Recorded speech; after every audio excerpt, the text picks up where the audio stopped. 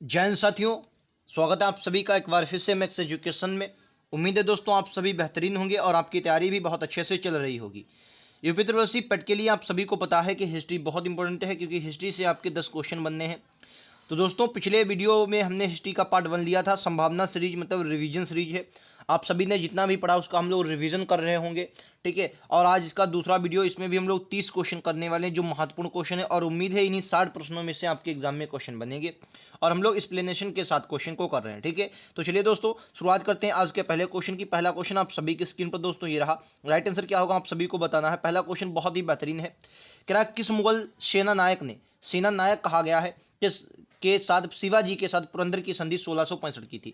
तो दो बातें आप सभी को याद हैं। जो पुरंदर की संधि हुई थी सबसे पहले 1665 में हुई थी। आप सभी को ये बात याद रखनी, कब 1665 में पुरंदर की संधि हुई थी, याद रखेंगे। और जो मुगल सेनापति था वो कौन था, जय सिंह। जय सिंह मुगल सेनापति था, आप सभी को याद रखना है। और इसी में जो शिवाजी थे, शिवाजी 13 किले देना, कितने सॉरी 23 किले देना इनको मतलब तय हुआ था कि 23 किले दिए जाएंगे। क्लियर है आप सभी को, ये बात याद रखनी है, आपके एग्जाम के लिए बहुत इंपॉर्टेंट है, ठीक है। चलिए अगले क्वेश्चन पर चलते हैं। अगला क्वेश्चन आप सभी की स्क्रीन पर ये रहा, क्वेश्चन नंबर 2। क्या निम्नलिखित में से कौन सा सुमेलित नहीं है, आप सभी को बताना है। कुव्वत इस्लाम मस्जिद जो अजमेर में है, अटाला मस्जिद जौनपुर, जहाज महल मालवा, और गुलबर्गा जामा मस्जिद।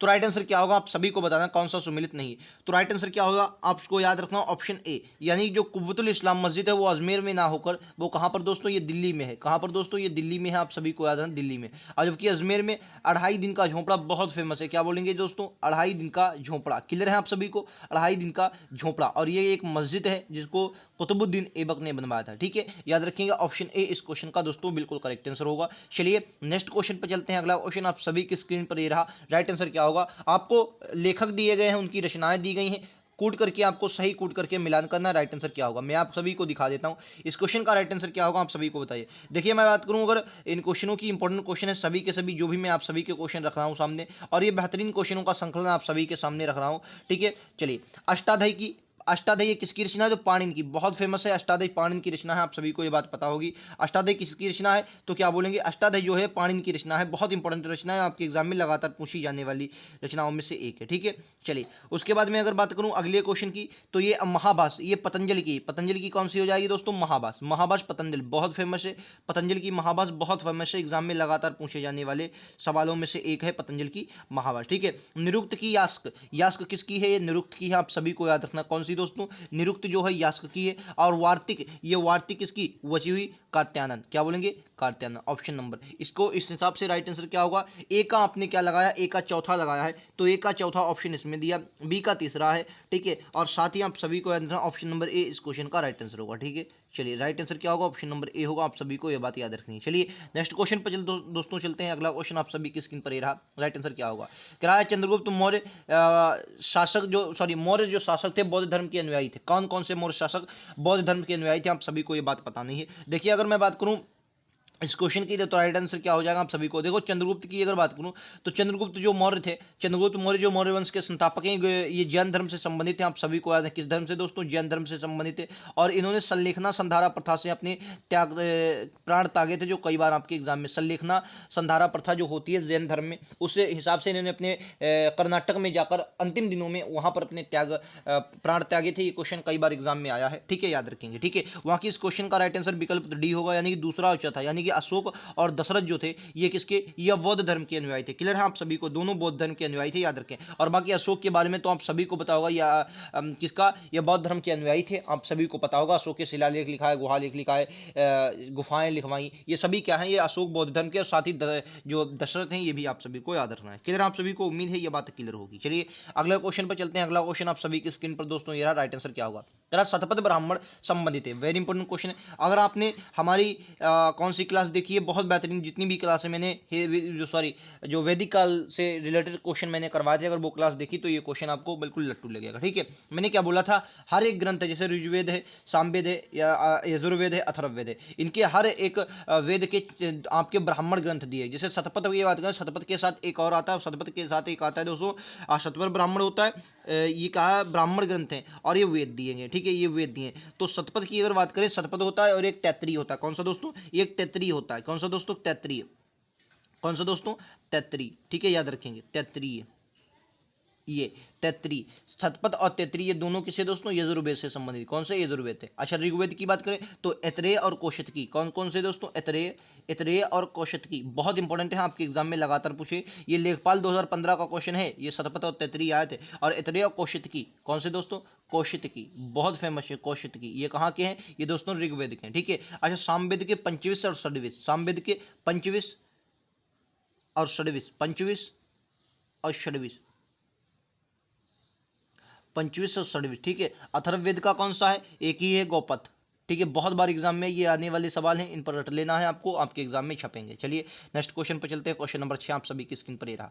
करा सिविल सेवा के लिए प्रतिस्पर्धाई परीक्षा की व्यवस्था सिद्धांत के रूप में निम्नलिखित में से कब स्वीकार किया गया था। वेरी इंपॉर्टेंट क्वेश्चन आप सभी की स्क्रीन पर। आप सभी को याद रखना है 1853 का चार्टर एक्ट जारी होता है। कौन सा दोस्तों, 1853 का चार्टर एक्ट में जो एक्ट के पूर्व नागरिक सेवा के समस्त नियुक्ति ईस्ट इंडिया कंपनी के निदेशक करते थे। 1953 के चार्टर एक्ट में यह कानून व्यवस्था की गई कि नागरिक सेवा जो सारे प्रतियोगी परीक्षाओं के द्वारा किए जाएंगे। यानी कि कहने का मतलब ये जो 1953 था, इससे पहले की अगर हम बात करें तो जितने भी सिविल सेवक वगैरह चुने जाते थे वो कंपनी खुद चुना करती थी। लेकिन जब इसके बाद 1953 में एक्ट आया तो उसके बाद कहा गया कि जो अब एक्ट का अब इनकी परीक्षा की जाएगी और परीक्षा द्वारा इनको चुना जाएगा। तो 1953 की चार्टर एक्ट में ऐसा माना गया। तो राइट आंसर क्या होगा, आप सभी को याद है विकल्प उत्तर 20 क्वेश्चन का राइट आंसर। क्लियर है आप सभी को। चलिए नेक्स्ट क्वेश्चन पर चला जाए। अगला क्वेश्चन आप सभी की स्क्रीन पर दोस्तों ये रहा। राइट आंसर क्या होगा आप सभी को बताना है। स्वतंत्रता संग्राम के दौरान अरुणा आशफ अली एक भूमिगत गतिविधि प्रमुख लोकचक थी। किस आंदोलन के तहत, बहुत इंपॉर्टेंट आंदोलन, कई बार एग्जाम में आए। इस आंदोलन की दोस्तों घोषणा हुई थी आज 8 अगस्त, क्या बोलेंगे, इसकी घोषणा हुई थी 8 अगस्त, क्या बोलेंगे, इसकी घोषणा जो हुई थी वो 8 अगस्त 1942 में हुई थी इसी आंदोलन की। अच्छा ये प्रभावी कब हुआ, शुरुआत हुई थी 9 अगस्त 1942, ठीक है। यानी कि ये कौन सा आंदोलन है, भारत छोड़ो आंदोलन। क्या बोलेंगे दोस्तों, भारत छोड़ो आंदोलन याद रखेंगे, ठीक है। अरुणा आसफ अली इससे जुड़ी हुई थी, भूमिगत आंदोलन चलाया, कई बार एग्जाम में आजाद दस्ता नामक दल से ये जुड़ी हुई थी। आपके एग्जाम में कई बार ये क्वेश्चन पूछा गया, ठीक है। अच्छा बाकी अगर सविनय अवज्ञा आप सभी को पता होगा 1930 का आंदोलन है, ठीक है, नमक सत्याग्रह। असहयोग 1920 का है, चोरी चोरा कांड होता है, 1922 में इसको स्थगित किया जाता है। स्वदेशी आंदोलन 1905 का है, आप सभी को पता होगा, ठीक है, बंगाल विभाजन के विरोध में ये आंदोलन स्टार्ट हुआ था। क्लियर है आप सभी को, क्लियर है इतना, यहां तक क्लियर है कि ना। चलिए राइट आंसर क्या होगा आप सभी को अगले क्वेश्चन का बताना है। अगला क्वेश्चन आप सभी की स्क्रीन पर है कि सुभाष चंद्र बोस ने स्वतंत्र भारत की सरकार का उद्घाटन कहां किया था। वेरी इंपॉर्टेंट, स्वतंत्र भारत की सरकार का उद्घाटन कहां किया था, ये अच्छा क्वेश्चन है भाई साहब। तो क्या बोलेंगे, सुभाष चंद्र बोस ने स्वतंत्र भारत की सरकार का उद्घाटन कहां पर किया था, तो क्या बोलेंगे 31 अक्टूबर 1953 को, क्या बोलेंगे 31 अक्टूबर 1953 को सुभाष चंद्र बोस ने नेतृत्व में सिंगापुर में, कहां पर दोस्तों, सिंगापुर में अपने मतलब खुद के नेतृत्व में भारत सरकार की गठित किया था, ठीक है। कब दोस्तों आपको याद है, 31 अक्टूबर 1943 याद रखेंगे, ठीक है, सॉरी सिंगापुर में। क्लियर है आप सभी को, ये बात याद रखनी है। चलिए अगले क्वेश्चन पे चलते हैं। अगला क्वेश्चन आप सभी की स्क्रीन पर ये रहा। राइट आंसर क्या होगा आपको बताना है। 1900 निम्नलिखित में से कौन सी जोड़ी सही नहीं है। राम प्रसाद बिस्मिल द्वितीय लाहौर संयंत्र केस, सूर्यसेन चटगांव केस, भगत सिंह काकोरी संयंत्र केस, चंद्रशेखर आजाद दिल्ली बम कांड। राइट आंसर क्या होगा, कौन सा सही जोड़ी सही सुमिलित है, आपको जोड़ी सही है आपको बताना है। राइट आंसर क्या होगा आप सभी को बताना है। राइट आंसर क्या होगा, तो इस क्वेश्चन का राइट आंसर सूर्यसेन जो थे मास्टर दा, इन्हें सूर्यसेन को, ये बात कई बार एग्जाम में इनको मास्टर दा की उपाधि दी गई, एग्जाम में आता मास्टर दा की उपाधि किसे दी जाती थी, तो क्या बोलेंगे मास्टर दा कहा जाता था, मास्टर दा, ये सूर्यसेन को कहा जाता। चटगांव शस्त्रा के, अच्छा चटगांव वर्तमान में कहां पर, बांग्लादेश में पड़ता है। कहां पर दोस्तों, बांग्लादेश, पहले अपना ही हिस्सा था, ठीक है, तो बांग्लादेश में पड़ता है चिटगांव सत्याग्रह के, यहीं पर सूर्यसेन मास्टर दा बहुत फेमस है, ठीक है। और 12 जनवरी 1934 को इनकी फांसी भी हुई थी, ये भी आपके एग्जाम में आता है। बाकी जो आपके दिए गए जैसे ये गलत सुमेलित हैं और आपसे पूछा कौन सा सुमेलित है, ठीक है। चलिए अगले क्वेश्चन पर चलते हैं। अगला क्वेश्चन आप सभी की स्क्रीन पर ये रहा। राइट आंसर क्या होगा आप सभी को बताना है।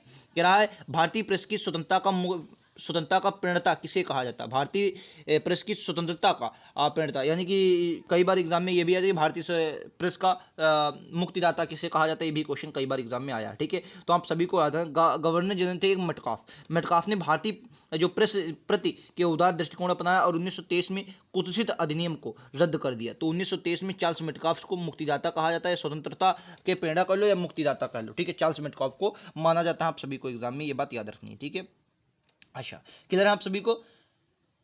चलिए अगले क्वेश्चन पे चलते हैं। अगला क्वेश्चन आप सभी की स्क्रीन पर ये रहा, राइट आंसर क्या होगा। कह रहा शिवाजी के, अगला क्वेश्चन कह रहा शिवाजी के घुड़सवार सेना में सबसे नीचे कौन सी श्रेणी आती थी। वेरी इंपॉर्टेंट क्वेश्चन है आपके एग्जाम के लिए, बहुत इंपॉर्टेंट क्वेश्चन है। शिवाजी से एग्जाम में क्वेश्चन 110% दोस्तों बनना है तय है। पिछली बार भी एग्जाम में एक क्वेश्चन आया था, इस बार भी आपको एग्जाम में एक क्वेश्चन, हर शिफ्ट में एक एक क्वेश्चन देखने को मिलेगा। ये बात आपको मन कर, क्योंकि सिलेबस में दोस्तों स्पेशल रखा गया। फिलहाल इस क्वेश्चन का राइट आंसर क्या होगा आप सभी को बताना है। शिवाजी की अगर सेना की बात करें तो आप सभी को पता होगा, एक शाही घुड़सवार को क्या बोलेंगे, ये हवलदार। सबसे नीचे कौन थे, हवलदार रहते थे। ठीक है, मतलब ये जुमलादार वगैरह होते थे, इनकी बहुत, जैसे जैसे पागा घुड़सवार की सेना को नियमित संगठन था। फिर 25 घुड़सवारों के ऊपर एक हवलदार होता था। ठीक है, 25 घुड़सवार बराबर एक हवलदार, फिर 5 हवलदार के ऊपर एक दोस्तों जुमलादार, 10 जुमलादारों के बाद एक हजारी, ऐसे क्रम चलता जाता था। ठीक है, तो सबसे नीचे आप सभी को आना हवलदार होते थे। बाकी इनकी सेना बहुत संगठित रहती थी। अच्छा, शिवाजी जो थे ये आपको याद है गौरिल्ला युद्ध पद्धति के जनक थे। उसके गौरिल्ला पद्धति के जाने जाते हैं। गौरिल्ला का मतलब छुप के वार करना। ठीक है, गौरिल्ला पद्धति से युद्ध किया जाता था। इसमें जैसे महाराणा प्रताप हो गए, शिवाजी हो गए, ये लोग थे, ये गौरिल्ला युद्ध के जनक माने जाते हैं। ठीक है, आपको याद रखना। बाकी शिवाजी से रिलेटेड आप सभी को पता 1674 में इनका राज्याभिषेक आप सभी को याद रखना। इनकी राजधानी कई बार एग्जाम में आई तो क्या बोलेंगे, रायगढ़ इनकी राजधानी थी। क्या बोलेंगे दोस्तों, रायगढ़ इनकी राजधानी थी, जो आपके एग्जाम में पूछी जाएगी। ठीक है, चलिए पिछली बार भी एक शिफ्ट में क्वेश्चन, एक हर शिफ्ट में शिवाजी से रिलेटेड क्वेश्चन आया था। अगला क्वेश्चन कह रहा है कि कृष्णदेवराय ने आमुक्तमाल्याद की रचना किस भाषा में की। बहुत बार एग्जाम में आई, ये राजनीति पर आधारित पुस्तक है आमुक्तमाल्याद, इसकी रचना की गई है। आप सभी को कृष्णदेवराय के बारे में आप सभी को याद रखना, ये दिल्ली सल्तनत जब हुई, ठीक है, दिल्ली सल्तनत में एमबीटी के शासनकाल में, क्या बोलेंगे दोस्तों, एमबीटी के शासनकाल में विजयनगर साम्राज्य की स्थापना होती है। किसकी, विजयनगर, ये दक्षिण भारत में विजयनगर साम्राज्य की स्थापना। विजयनगर में 4 राजवंश दोस्तों आपको देखने को मिलते हैं। किसने, 4 राजवंश देखने, कौन कौन से, संगम वंश, तुलुप वंश, सलुप वंश और अराविडु वंश। ठीक है, उसमें कृष्णदेवराय बहुत फेमस है, याद रखेंगे। आमुक्तमाल्याद ने रचना की। इनके अष्टदिग्गज, इनकी सभा में अष्टदिग्गज निवास करते थे। बहुत बार एग्जाम में क्या बोलेंगे दोस्तों, अष्टदिग्गज। कौन दोस्तों, अष्टदिग्गज निवास करते थे, आपको याद है, अष्ट दिग्गज निवास करते थे। आपके एग्जाम में बहुत बार एग्जाम में अष्टदिग्गज, ये 8 कवियों, ये 8 तमिल कवि थे, इनको ही अष्टदिग्गज कहा जाता था, याद रखेंगे। अच्छा, ये जो लिखी गई है तेलुगु भाषा में लिखी, किस भाषा में दोस्तों, ये तेलुगु भाषा में आमुक्तमाल्याद लिखी गई है। ये बात आप सभी को याद रखना है। अगले क्वेश्चन पर चलते हैं। अगला क्वेश्चन आप सभी की स्क्रीन पर रहा, कह रहा राजधानियां दी गई हैं, राजवंश दिए गए, किस राजवंश की कौन सी राजधानी थी, आपको बताना है सुमेलित करके। तो मैं आप सभी को बताऊं इस क्वेश्चन का राइट आंसर क्या होगा। तो याद रखेंगे, प्रतिहार वंश जो था, प्रतिहार की राजधानी तंजौर थी। क्या बोलेंगे, प्रतिहार की कन्नौज थी। कन्नौज आपने सुना होगा कि त्रिपक्षीय संघर्ष हुआ था कन्नौज को लेकर। ठीक है, तो उसमें प्रतिहार जो थे इनकी विजय हुई थी। ठीक है, तो प्रतिहार की राजधानी कौन सी, कन्नौज थी। अच्छा, इसके संस्थापक भी लिख लो, प्रतिहार के संस्थापक नागभट्ट प्रथम थे, याद रखें। चोल की राजधानी तंजौर थी, याद रखें। फिर इनकी बाद में बदली भी, ऐसे नहीं एक ही राजधानी फिलहाल तंजौर। परमार वंश की राजधानी जो थी धार थी, धारा परमार वंश। और सोलंकी ये अहिलवाड़ थी। ठीक है, याद रखेंगे। तो पहले का चौथा, पहले का डी सब में दिया गया, दूसरे का तुम्हारा दिया गया ए, दूसरे का ए, यहाँ भी नहीं, यहाँ भी नहीं, यहाँ पर है, यहाँ पर। तो राइट आंसर इसका क्या, ऑप्शन डी होगा। ठीक है, ये होगा ऑप्शन डी।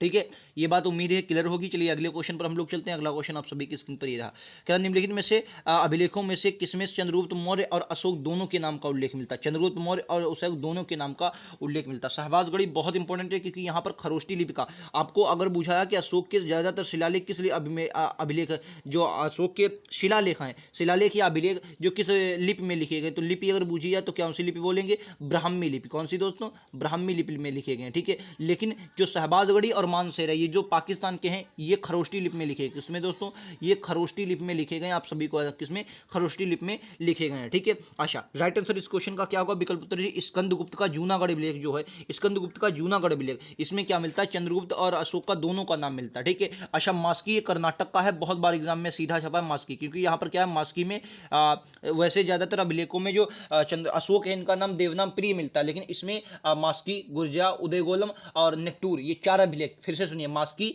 गुर्जरा, उदयगोलम और नेट्टूर, इन 4 अभिलेखों में अशोक का नाम स्वयं मिलता है, अशोक निकलता है। ठीक है, तो राइट आंसर इस विकल्प का उत्तर नंबर डी होगा। ठीक है, चलिए दोस्तों, राइट आंसर क्या होगा आप सभी को बताना है अगले क्वेश्चन का। कह रहा नचिकेता और यम के बीच सुप्रसिद्ध संवाद निम्नलिखित में से कहां पर देखने को मिलता है। वेरी इंपॉर्टेंट क्वेश्चन, नचिकेता और यम के बीच जो हमें संवाद देखने को मिलता है, आपको याद रखना है, ये आपको कठोपनिषद में देखने को, कहां पर, कठोपनिषद में देखने को मिलता है, याद रखेंगे। ठीक है, चलिए अगले क्वेश्चन पर चलते हैं। अगला क्वेश्चन आप सभी की स्क्रीन पर ये रहा, राइट आंसर क्या होगा आप सभी को बताना है। अगला क्वेश्चन आप सभी की स्क्रीन पर दोस्तों ये रहा, राइट आंसर क्या होगा आप सभी को बताना है। कह रहा राष्ट्रीय आंदोलन की अवधि में जिस जिस घटना ने मतभेद के बीज बोए, अंततः देश का विभाजन हुआ, कौन सी थी? मतलब सबसे मोस्ट इंपोर्टेंट कौन सी घटना थी जिसने क्या बो दिए भाई साहब, अंततः देश के विभाजन के बीज बो दिए थे? तो आप सभी को ये पता होगा, ये थी विधानसभाओं में मुसलमानों के लिए पृथक निर्वाचन क्षेत्र। और ये आया कब था? तो 1909 का, आपने क्या वो 1909 का मार्ले मिंटो अधिनियम सुधार सुना होगा। कौन सा दोस्तों? 1909 में आता है मार्ले मिंटो सुधार। कौन सा दोस्तों?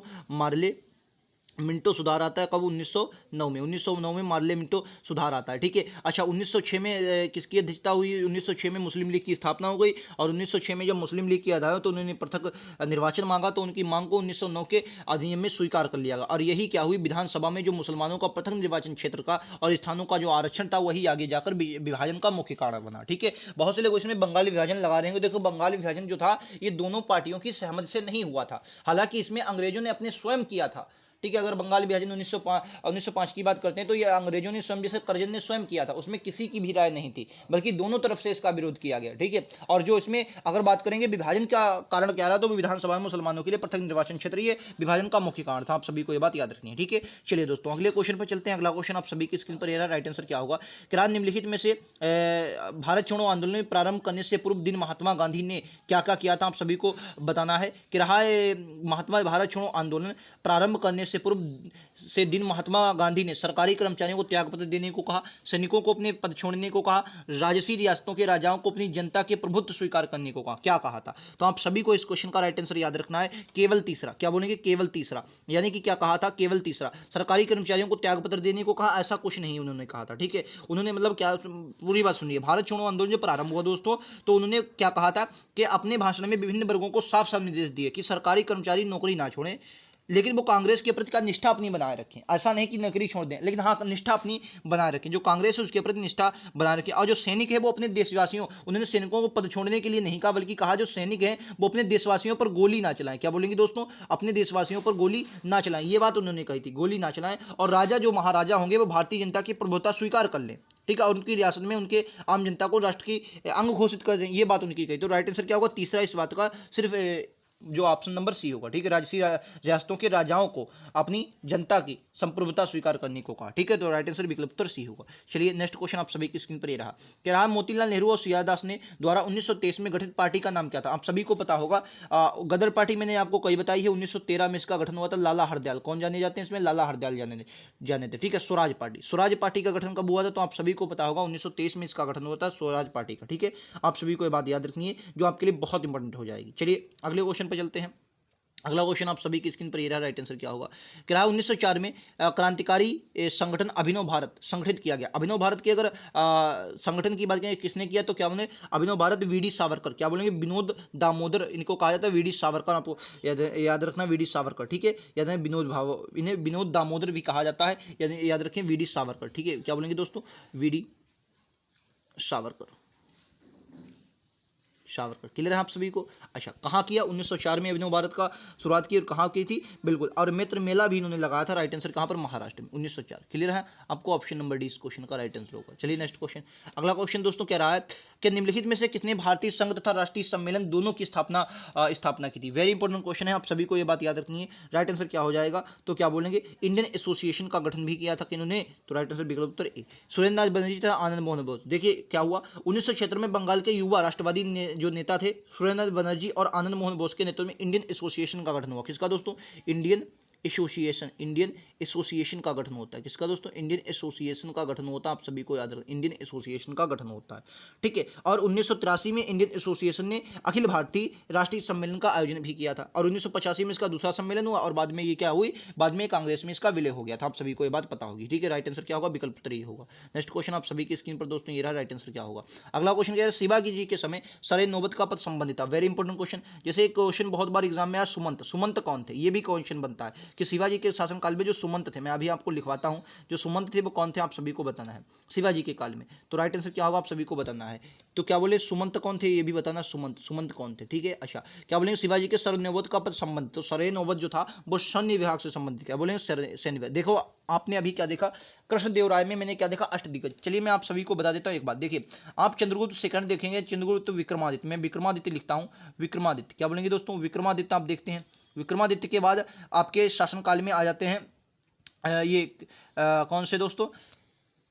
ये कृष्णदेव राय, क्या बोलेंगे, कृष्णदेव राय। कौन से दोस्तों, कृष्णदेव राय, ठीक है, कृष्णदेव राय। इनके बाद आपको देखने को मिलते हैं अकबर, अकबर के बाद आपको देखने को मिलते हैं शिवाजी, शिवाजी, ठीक है। अच्छा, तो मैंने ये नाम क्यों लिखे समझिए। देखिए इनके दरबार में सब चारों लोगों के दरबार में एक मंत्री परिषद रहती थी। अच्छा, विक्रमादित्य ने ये नवरत्न जो थे, नवरत्नों की शुरुआत किसने की, विक्रमादित्य ने। आपने सुना होगा नवरत्न जो रहते थे वो विक्रमादित्य के दरबार में रहते थे। धन्वंतरी थे, घटक पर्व थे, छपड़क थे, कालिदास थे, ठीक है, ये वरारुचि थे, ये कौन थे, ये सभी विक्रमादित्य के दरबारी के दरबार में रहते थे, मंत्री परिषद में रहते थे, और उनको क्या कहा गया, इन्हें नवरत्न कहा गया। कृष्णदेव राय के दरबार में जो 8 कवि रहते थे, इनको दोस्तों अष्ट दिग्गज कहा गया। क्या क्या बोलेंगे दोस्तों, अष्ट दिग्गज कहा गया, ठीक है। इनके तेलुगु कवियों को अष्ट दिग्गज कहा गया। क्लियर है। अकबर के दरबार में फिर से नवरत्न है, तो सबसे ज्यादा नवरत्न किसके दरबार में फेमस है, अकबर के दरबार में। लेकिन नवरत्न सबसे पहले कहां थे, तो नवरत्न सबसे पहले दोस्तों विक्रमादित्य के शासनकाल में थे। ये भी बात आप सभी को याद रखने वाली है, जो आपके एग्जाम में पूछी जा सकती है। उसके बाद अगर मैं बात करूं इसकी क्या नाम, फिर शिवाजी के शासनकाल में जी, तो शिवाजी के काल में इनके भी आठ लोग रहते थे, इसको अष्ट प्रधान कहा जाता है। इन्होंने अपनी मंत्री परिषद का नाम क्या दिया, अष्ट प्रधान नाम दिया। क्लियर है आप सभी के। ये एग्जाम में दोस्तों पूछे जाते हैं, ऐसे ही मैंने आप सभी को नहीं लिखवाया, ये एग्जाम में पूछे जाएंगे। चलिए अगले क्वेश्चन, इस क्वेश्चन को देखते हैं। तो सरे नौबत का जो पद था वो क्या, सैन्य विभाग का, सैन्य प्रशासन से संबंधित था। और मैंने सुमंत जैसे बोला, क्या मैंने बोला, सुमंत। सुमंत ये दोस्तों विदेश मामले देखता था। क्या बोलेंगे दोस्तों,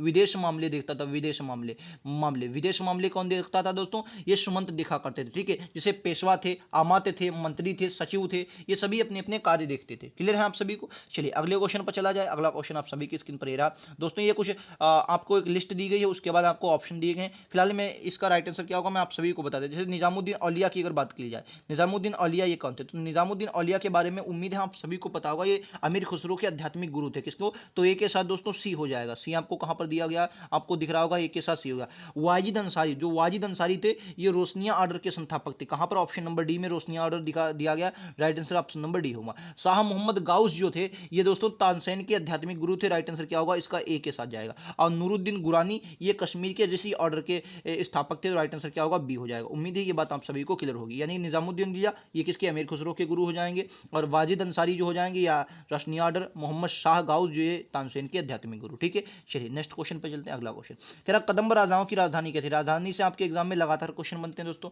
कदम्ब राजाओं की राजधानी क्या थी, तो आप सभी को अजय कदम्ब राजवंश की संस्थापक की बात करें तो मयूर शर्मन थे। कौन थे दोस्तों, मयूर शर्मन। मयूर जो शर्मन थे, इन्होंने क्या किया था, मयूर शर्मन ने कादम्ब जो राजवंश था इसकी स्थापना की थी, और इनकी राजधानी थी वो बनवासी थी। कौन थी दोस्तों, वो बनवासी थी। आपसे तंजौर अभी बता कर आया हूं किसकी थी बताइए, और बादामी, बादामी ये चालुक्य वंश की राजधानी थी, ठीक है। चलिए नेक्स्ट क्वेश्चन।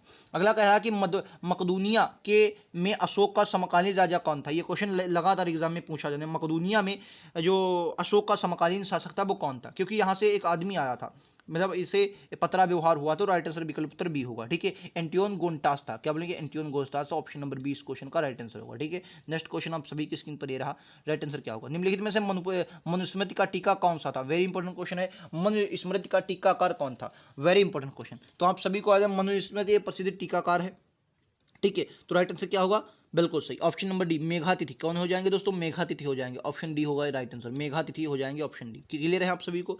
नेक्स्ट क्वेश्चन पर चला जाए। नेक्स्ट क्वेश्चन कह रहा है मेंटेगु चम्सफोर्ड प्रस्ताव में किससे संबंधित है। मेंटेगु चम्सफोर्ड सुधार किससे संबंधित है, तो आप सभी को पता होना चाहिए दोस्तों। भारत शासन अधिनियम 1919 आता है। देखिए एक था मार्ले मिंटो सुधार। मार्ले मिंटो सुधार अभी हमने देखा 1909 के जो अधिनियम को मार्ले मिंटो सुधार कहा जाता है, और मेंटेगु चम्सफोर्ड सुधार कहा जाता है, ये 1919 के अधिनियम को कहा जाता है, ठीक है। 1919 का जो अधिनियम आया इसे मेंटेगु चम्सफोर्ड सुधार के नाम से जाना जाता है, ठीक है। अब क्वेश्चन क्या करा, मेंटेगु चम्सफोर्ड जो सुधार था वो किसे, संवैधानिक सुधार थे। क्या बोलेंगे, इसमें जो सुधार किए वो संवैधानिक सुधार थे, संविधान से संबंधित कुछ सुधार इसमें लाए गए थे। आप सभी को ये बात याद रखनी है। क्लियर आप सभी को। चलिए अगले क्वेश्चन पर चला जाए। अगला क्वेश्चन आप सभी की स्क्रीन पर दोस्तों ये राइट आंसर क्या होगा। तेरा भारत छोड़ो आंदोलन के समय निम्नलिखित में से किसने कांग्रेस रेडियो का प्रसारण किया था। वेरी इंपॉर्टेंट क्वेश्चन है। तो कांग्रेस रेडियो का प्रसारण की अगर बात की जाए तो 9 अगस्त 1942 को प्रारंभ हुआ। आप सभी को बता चुका हूं। तो क्या बोलेंगे, बिल्कुल सही, उषा मेहता। उषा मेहता इससे जानी जाती है, ऑप्शन नंबर सी होगा। उषा मेहता के साथ राम मनोहर लोहिया भी इससे जुड़े हुए थे। क्या बोलेंगे दोस्तों, राम